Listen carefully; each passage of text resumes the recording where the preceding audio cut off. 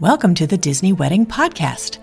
This show is brought to you by Carrie Hayward's Fairy Tale Weddings Guide, the only guidebook and bridal organizer tailored exclusively to Disney's fairy tale weddings at Walt Disney World. I'm Carrie Hayward, and each week I feature Disney wedding updates, money-saving tips, and interviews with wedding vendors and real Disney couples. I also cover honeymoons, anniversaries, and engagements at the Disney parks and resorts.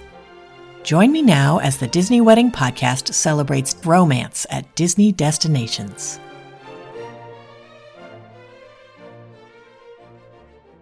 Today on the Disney Wedding Podcast, I am speaking with Disney bride Shelby White about her ceremony at Seabreeze Point with a reception at GM Lounge and a haunted mansion-themed welcome party at the Attic.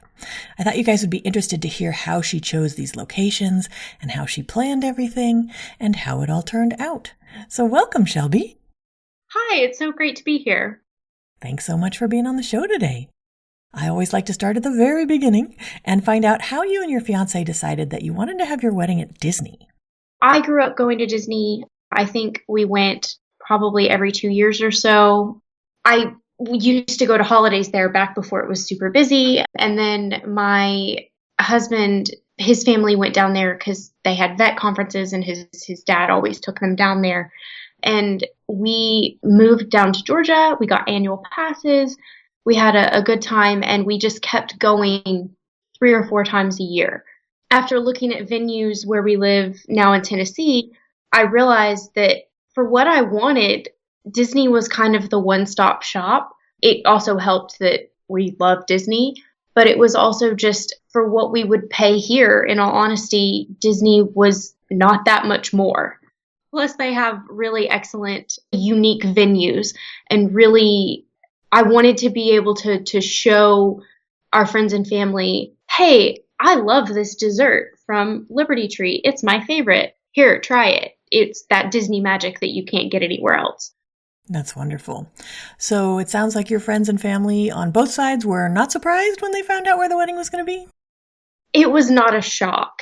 I think it was they're really doing that. But it wasn't they're doing a Disney wedding. It was this should be fun. We've never done that before kind of attitude. That's awesome. So how many guests did you invite and how many were able to make the trip? Well, as with all weddings, we invited 35. We had a few upset that they weren't invited. So it ended up being 40. Oh, interesting. Okay. And then did you set up a room block for your guests? Yes. We originally wanted the boardwalk because of its proximity to Seabreeze, but there was some sort of conference there, and our room block coordinator said, hey, it's going to be a little bit more expensive, so how about we do across the water at Yacht Club? And I said, well, I've never stayed at Yacht Club. Let's try it. So we did Yacht Club, Caribbean Beach because of the Skyliner, and we did do Pop Century also because of the Skyliner, but no one actually ended up staying there. Interesting. Okay. Now, how did you choose the day of the week and time of day for your event? It had to be a Saturday. I knew that in order to get most of our family who live in Tennessee, it had to be a weekend. That's just the reality of the situation. I knew that I didn't want a morning ceremony because I am not a morning person. And I also knew that I wanted to still have that typical ceremony, dinner, reception sort of situation. So we went with 2:30 at Seabreeze, and then we had about an hour in between. And that kind of gave our guests time to walk around the boardwalk, get some water, do stuff like that before we took the bus to the more traditional, like 4:30 p.m. reception.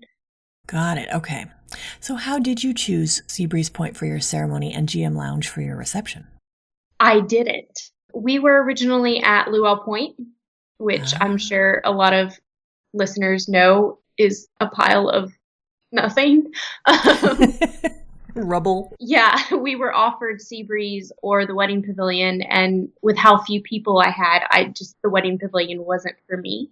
Seabreeze was still beautiful. We loved the boardwalk area. We love EPCOT and its proximity. So we ended up opting for Seabreeze, and Disney was really nice about it. They gave us Seabreeze for the price of Luau.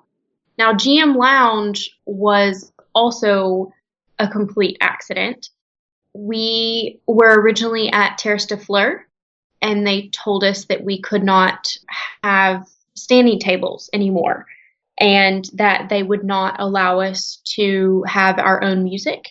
We decided that we didn't want to listen to it was actually the UK Pavilion Loop music over and over again. So we opted for GM Lounge. In retrospect, I really enjoy GM Lounge because, one, I will never get to go there again. And two, the view from it is just stunning. Pictures really just do not do it justice. That's interesting. And so when you say standing tables, you were going to have high boys or something, and then they said no, or? Yes. So we had Terrace de Fleurs, and then we had the little balcony area below it, which I think is Eau de France. And they would not, it was a rule that they couldn't carry tables down there. And then the music thing, they wouldn't let us have a first dance. They wouldn't even let us hire violinists. And so it was kind of that's important to me, especially because we rehearsed our first dance and we wanted to be able to do it. So we moved indoors, and it was also pretty hot that day. So it did work out. It just was a lot of upfront disappointment. Right. So you probably originally were going to see the fireworks at EPCOT. Was that okay that now when you'd switch to GM Lounge, you couldn't see them anymore? Yes. So I am probably one of the few people on this planet who's not a big fireworks person. I mean, I love Happily Ever After, but after you've seen it, you're like, okay, that's cool. I'm good. I'm a parade person. So fireworks, losing that wasn't a huge deal to me if it meant that we got to keep our music and keep a couple of the traditions like first dance and father-daughter dance and mother-son dance. Got it. Okay. Did you use any outside vendors for the portions of your event where you were able?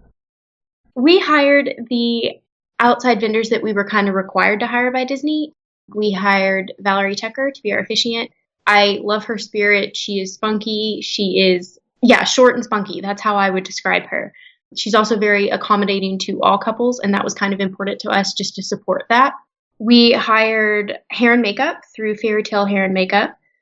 I had Rachel come out for a trial, and then she did my Wizarding World photo shoot morning of and my wedding morning of. I didn't have any bridesmaids, so we didn't have to worry about that. And then we hired the route photographers. Nathan and Jinsey literally were the best. They had my favorite music playing in their van, which I found out later they asked my husband what to play. They had water for us. When my husband dropped his water bottle through a bush at the Contemporary, they dug it out like pros. I cannot recommend them enough. But as far as outside vendors for things that Disney also offers, I chose not to hire a personal florist because I really wanted my floral and the boutonnieres and the bouquets to match as closely as possible with my decor floral. And the only way to ensure that in my mind was that I just went through Disney Floral for the entire thing. Got it. Okay. Did you guys add any kind of entertainment to the ceremony or the reception? Yes. So we added a violinist and a keyboardist. I heard Christoph playing the organ in the wedding pavilion during one of the open houses. And I immediately said, I want you at my wedding. I love you. And everybody, I think, kind of knows about Rob for the violinist. And the two of them, from what I understand, played songs that moved people to tears. So that was really nice. I wasn't there for that, but I had a lot of people say that they were really excellent. That's wonderful. Did you do a DJ or anything at the reception? Yes. I don't think we got to choose. I mean, I chose off a list, but nobody was available. We had DJ Jesse. He was really, really good. He took requests ahead of time. He called me, said, what is absolutely do not play? What do you want to play? When I said, I want the song at the end of Shrek, he knew exactly what I meant. He did like a decades dance thing that a lot of people on the dance floor really loved. And I think that was one of the benefits that we did gain by moving to GM Lounge, because it was indoors. We could have it any time of day. And DJ Jesse really helped make our wedding feel like a normal wedding, but also the EPCOT Spaceship Earth was right outside the window. So it was just magic. Do you have any menu items or cake flavors you would recommend? We really, really enjoyed the martini glass action station, which is in the little menu PDF that they give. And it was mashed potatoes, risotto, and mac and cheese with various toppings that you could put into a martini glass. And all of our guests kept going back for seconds. They all loved the beef short ribs, and I had a couple of bites of those, and they just like melt in your mouth. For cake flavors, we had orange with tropical fruit mousse and raspberry jam, which I know was pretty uncommon, but it was just really excellent. It was like a tropical party in your mouth. And then they did my husband's cake in the kind of Steakhouse 71 chocolate cake flavors. So it was a chocolate cake with like a whiskey infused chocolate ganache, and it was really, really good. It was like, I think, the first to go. That's great. Now, can you talk a little bit about the Haunted Mansion themed welcome party that you did at the attic? I know usually when people do welcome parties or farewell parties, they usually kind of go light on the decor and everything because it's not the main event, but you did uplighting and the tablecloths. And so I'd love to hear how you decided to do all that. So after the initial kind of disappointment of losing some of our original venues, I had always had this dream of incorporating Haunted Mansion into my wedding. I have loved that ride since I was 3 years old, and it just is an iconic Disney ride. I knew that my husband would probably say no to a full-on Haunted Mansion, like wedding. So I decided to incorporate it into the welcome dinner. And I took the aspects of the attic in the ride to kind of be what the attic, the venue, already has. It has old relics and lofted ceilings and kind of that sloped grandma's attic thing that I said, hey, can we add spider webs and spiders and purple lights and the tablecloths that look like the wallpaper?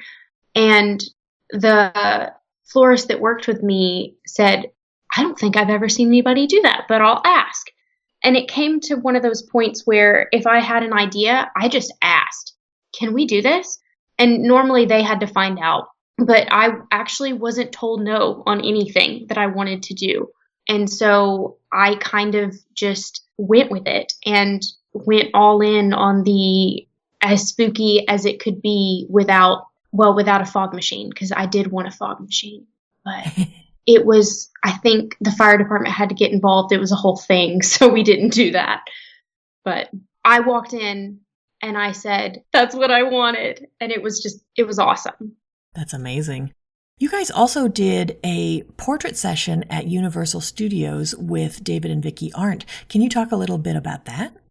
Yes. So we kind of didn't want to get up at 3 a.m. to do a traditional Disney shoot. And I really, really love Harry Potter. My husband loves Jurassic Park. We kind of didn't do that part. You can see who runs the show. But so we've also been Universal pass holders. So I reached out to the Arndts because I knew and had seen a couple of their photos at Wizarding World.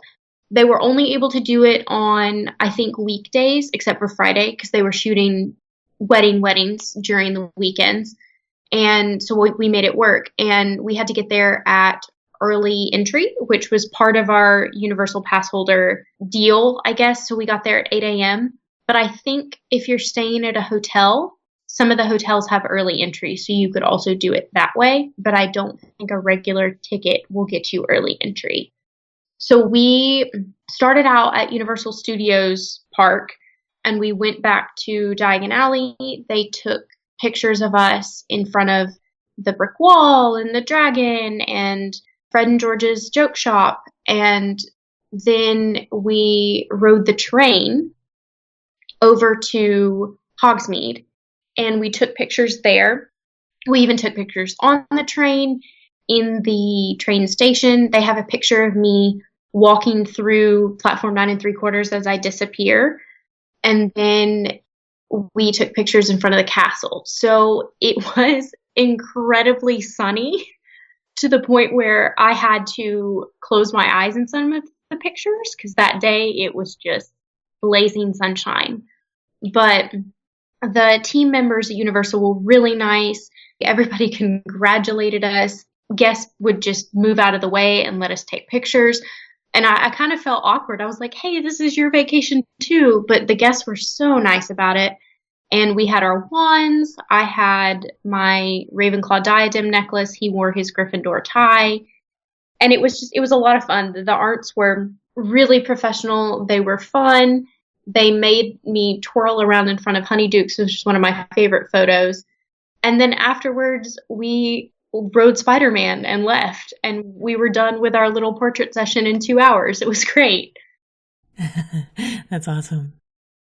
Can you give my listeners a timeline of how the wedding day ran? So I actually did not have a wake-up call or anything. I got up.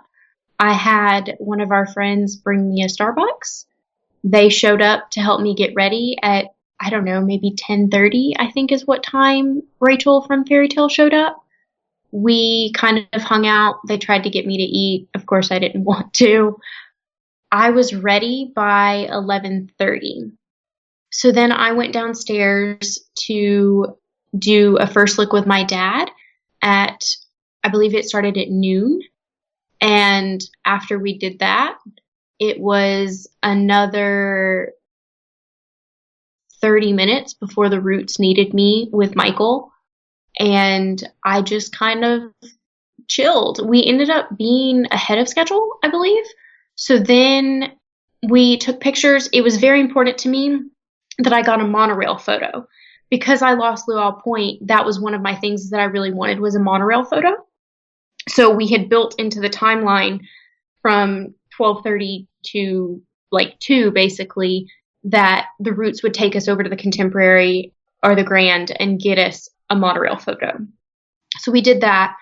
We got back by 2 and the carriage was waiting for me, my dad, and my grandmother. And the carriage actually had to sit on that little loop around the boardwalk and wait until it was time. That's how early we were. The ceremony started at 2:30. I wanted a very short and sweet ceremony. I think it was maybe 10 minutes. And then we took pictures around the boardwalk and we had to be in the lobby of the boardwalk at 4 for the bus leaving at 4:15. Then our reception was from 4:30 to 9:30. And then at 9:30, we got on the bus again to go to our ride mix-in at Soarin'. And from what I understand, everyone was back to their hotels by 10:30. That's great. When you were planning, what were some of the most important aspects where you focused your attention or your budget? Food was very important to me. I am a pastry chef, so that was very, very important to me that people enjoyed their food. I've definitely been to weddings where I'm like, yes, this food is really good. I have to have good food at my wedding. And then I kind of, at first, toned down on flowers until I realized I didn't like the look of that. And then it kind of got increased. So I think probably we really saved money by not having bridesmaids and groomsmen because of all those extra flowers that we had to have. I kept Seabreeze Point pretty minimal because I knew we were going to only be there for 10-15 minutes.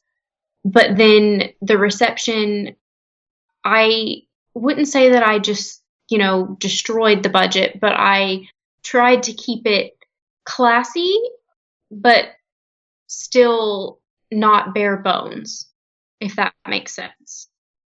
Got it. Okay. And then were there any other aspects that were less important where you saved your money or effort? Because we only had 35 people, I would say that I kind of focused my efforts on just providing a really good experience for our guests because I knew that they were coming from a decent distance, and I wanted our wedding to be not just about us, but I wanted it to be fun and I wanted it to be an experience. So I wouldn't really say that I tried to like scale back things. I think I remember looking at wedding invitations and saying, well, that's kind of high, but I still ordered them because I wanted it to be an experience for our guests. Got it. Okay. So out of all of this, what ended up being your favorite memory of your wedding day? I think going back, I really loved walking the extremely long queue for Soren and there being no one in front of us and no one in the land and riding it with all of our guests. And I finally got the top row where I don't see people's feet dangling below me. And then it was also really cool because the bus went behind World Showcase. And as a pretty big Disney fan, you can see all of the food and wine booths just hanging out, waiting to be put up. And you can see what looks to be like an old boat from Norway. And I was just, whoa, that's really cool. And I know it's my wedding, but it was a really cool moment to see some of that stuff. That's awesome. Did anything go wrong or just not turn out like you expected? For our welcome dinner, I got to come in with my husband a couple of minutes early just to, see it and talk with the day of person. And I met the chef. I talked with him and I was like, hey, everything's good, right? And he said, hey, this isn't my first rodeo. And then after everyone had left and we started serving food, I realized that there were food items missing. Our ooey gooey toffee cake from Liberty Tree, which is one of my favorites, was the consistency of soup. And so I feel that I missed a decent amount of my welcome dinner having to go to the day of coordinator and say, hey, this was missed. And then they would fix it an hour later. And then, it wasn't a very great experience, but they did make up for it by, a lot of our food being absolutely perfect the next day. I do think that it was frustrating multiple times on the wedding day. The day of coordinator would ask us before we got on the bus or went anywhere, hey, is this everyone? And my husband would say, isn't that your job? But I think afterwards, I compiled a list of, hey, this is what went wrong. This is why it went wrong. And I sent it to our wedding planner and she was able to negotiate, a decent compromise with us of, hey, we're so sorry this went wrong. I know we can't do it over. So here, we're sorry. Okay, got it. Now, was there anything that seemed like a big deal beforehand or you were worried about and then it turned out not to be a big deal? Timeline. I worried about the timeline. I don't like being late. I think we stressed to our guests multiple times, if you are late, the bus will leave you. We were not polite about it in any way, shape, or form because we didn't want anybody to miss anything. And it ended up being not a problem at all. Everyone was early and we ended up leaving early, which was just a real relief to me because I do not like to be late. And I think on your wedding day, you probably shouldn't be running super late. Otherwise, that just causes a lot of extra stress. So it was really nice that everyone put in the extra effort to be early. That's wonderful. Is there anything you would have done differently knowing what you know now? I think that I would have, for every detail that did go wrong or was maybe miscommunicated in some way, I would be extremely clear and detailed in what I wanted. I originally was afraid that I would come off as extremely obsessive, but I think Disney actually does well if you tell them extremely detailed things. Like, for example, they forgot to put the purple flower that I wanted in my bouquet and all of the decor. But I never said, hey, I'm okay if it's another purple flower of a similar shade. And I think you would think that goes without saying, but unless you specifically state something like that, you have to communicate what you want. And it's not entirely up to them to know exactly what you want in return. That's a good point. Yeah, offering alternatives or explaining, especially with flowers, when you have an inspiration photo, explaining what parts of that photo are the most important. Maybe it's just the colors, or maybe it's just the flower type. So that's a really good point. Yes. And I think also in that moment, was not afraid to speak up. And I was very nice about it. I even asked our photographer, Jinsey Root, multiple times. I said, I was nice, right? I was nice. And she was like, you were very nice. But I knew it was wrong. And so I said, hey, I'm sorry, I'm supposed to have purple in here. And they said, oh, well, we were out of the flower that you wanted. And I was like, well, can you take any flower? And they worked over the next hour to get it in all of our decor, in my bouquet, everything. And I think you just have to not be afraid, because it's your wedding day, to just stand up and say, hey, this isn't right. And usually the day of, people will just be absolutely, yes, we will fix it right now. And they're so nice about it. That's wonderful. Do you have any other tips or advice for future Disney couples?